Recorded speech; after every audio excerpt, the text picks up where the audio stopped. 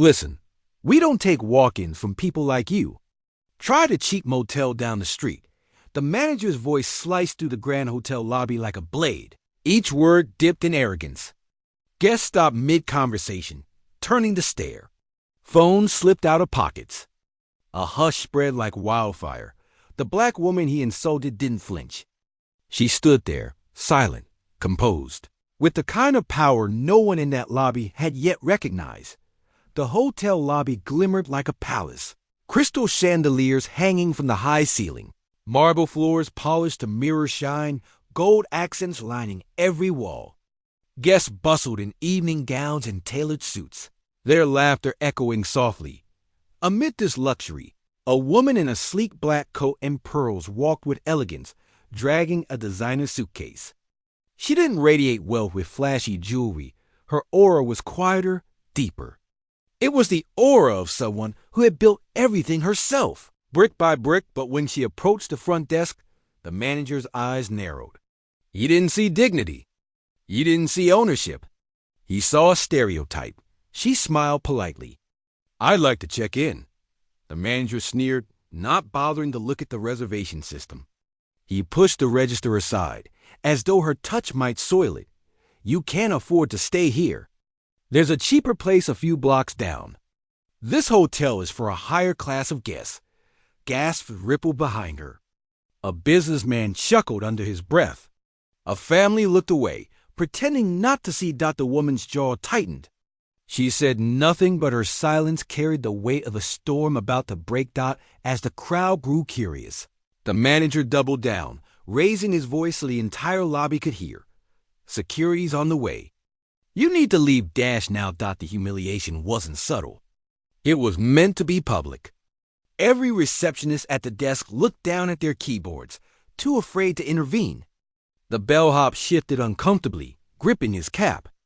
The guests in line whispered like spectators at a cruel play, but the woman didn't leave. She placed her suitcase neatly beside her and folded her hands. Calm, deliberate. In her silence, her mind wandered briefly. She remembered the years of struggle, working double shifts while studying finance at night, saving every dollar to buy her first rundown inn, which she transformed with her bare hands, fighting lawsuits, discrimination, and banks that refused her loans, and then, finally, watching her dream grow into a chain of luxury hotels, this hotel being the crown jewel. This wasn't just a building. It was her legacy. And tonight, her own staff had forgotten her face. Her voice finally broke the silence low, steady, but sharp enough to cut glass. "Is this how you treat all your guests?" The manager smirked, mistaking her calm for weakness. "No." He said, smirking. "Just the ones who don't belong here." The words hung heavy in the air. Several guests shifted uneasily. Some raised their phones, sensing this wasn't just drama. This was a moment worth capturing. The woman exhaled, slow and steady, then reached into her handbag. The room tensed. The manager leaned back, as though expecting trouble, but instead, she pulled out a sleek black leather folder. She placed it on the desk and opened it with deliberate grace. Inside gleamed her ownership documents, embossed with gold, stamped with the crest of the hotel group. At the bottom, her name and elegant signature. She tapped the paper once, her eyes never leaving the manager's. "I don't belong here?" she said. "That's strange." "Because I own this place." The lobby erupted. Guests gasped loudly.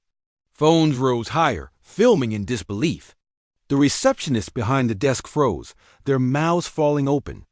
Even the bellhop dropped his cap, whispering, "She's the owner?" The manager's smirk vanished. His lips parted, but no words came out. He was pale now, his arrogance collapsing like a flimsy wall. The woman leaned closer, her voice sharper, louder. "Meant for every ear in the lobby. You've just humiliated the owner of this hotel in front of my guests. And I will not forget it." She glanced at her watch. "You have 9 minutes." Every staff member who stood silent, every manager who tolerated this terminated. Effective immediately, the weight of her words dropped like a gavel in a courtroom. Panic swept the reception desk. The receptionists looked at each other, trembling. The bellhop froze in fear. Even the security guards hesitated, realizing the order had just flipped upside down. Guests whispered, some clapping softly, others muttering. Finally, just as Dot, within minutes, her regional director arrived, summoned by her quick call. He walked briskly into the lobby, face tight with concerned Dot Miam. He said, bowing his head, "Your orders?" "Clear the floor," she said without hesitation. "Escort every staff member who failed tonight. They are no longer welcome in my hotel." Security moved this time not toward her, but toward the employees who had stood silent. The staff pleaded, stumbling over excuses, but her hand rose. "Silence in them. No. Respect is not negotiable." The manager was the last to go, begging, sweating, his voice shaking. "I didn't know who you were, please. Give me another chance." Her glare was ice. "No. You didn't want to know. And that's why you'll never stand behind this desk again." The silence that followed was different now, heavy, but respectful. Asterisk guests leaned forward, eager for her next words. She turned to them, standing beneath the chandelier like a queen reclaiming her throne. To every guest here, this is your home. You will always be treated with dignity. Because luxury without respect is worthless. The crowd erupted into applause. Phones recorded her words, their glow reflecting in her eyes. By the next morning, the video was viral worldwide and her message was clear. She hadn't just fired her staff, she had restored her empire's heart.